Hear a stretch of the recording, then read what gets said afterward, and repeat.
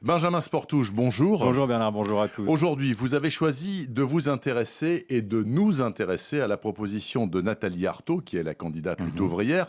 Elle veut interdire les licenciements. Oui, c'est la proposition choc de Nathalie Arthaud pour répondre au défi du chômage de masse. Pour elle, seules responsables, les entreprises et surtout les plus grandes, et leur course effrénée au profit. Quand on regarde ce qui se passe, eh bien, prenez Peugeot, Citroën, ils ont explosé leurs bénéfices cette année, ils ont supprimé 17 000 emplois en 3 ans. C'est vrai pour Renault qui supprime des emplois, c'est vrai pour SFR, c'est vrai pour EDF. Donc il faut qu'on commence par arrêter toutes ces suppressions d'emplois parce que c'est autant de chômeurs. Oui, et arrêter ces suppressions d'emplois, c'est donc interdire les licenciements. Oui. Et si les entreprises refusent, c'est simple, à l'entendre en tout cas, l'État les réquisitionne. Est-ce que c'est vraiment faisable? Alors chacun se fera son avis, mais ça paraît pour le moins compliqué. Ça introduirait de la rigidité dans le fonctionnement de l'économie française. C'est en tout cas le point de vue de Bernard Vivier, directeur de l'Institut supérieur du travail. Il est au micro de Benjamin Duhamel. Si Nathalie Arthaud mettait en place cette interdiction, ce serait un drame terrible parce que c'est comme si dans une voiture, vous auriez le droit d'appuyer sur la pédale accélérateur, c'est-à-dire d'embaucher, et jamais sur la pédale frein.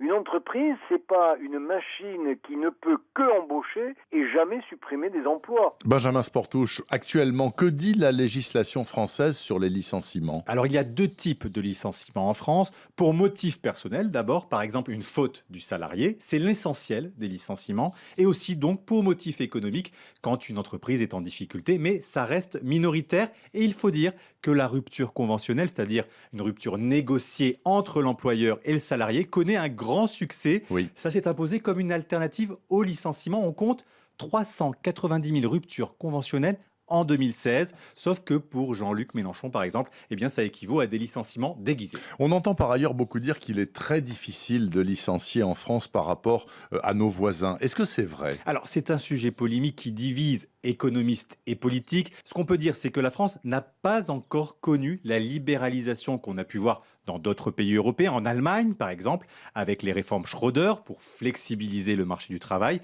Mais la loi El Khomri, la récente loi El Khomri, a élargi les critères du licenciement économique. Loi, bien entendu, combattue par Nathalie Arthaud et une partie de la gauche, Benoît Hamon, Jean-Luc Mélenchon, mais aussi par Marine Le Pen. Et que proposent messieurs Fillon et Macron? Alors François Fillon est le plus radical, il veut permettre les licenciements pour un simple motif de réorganisation.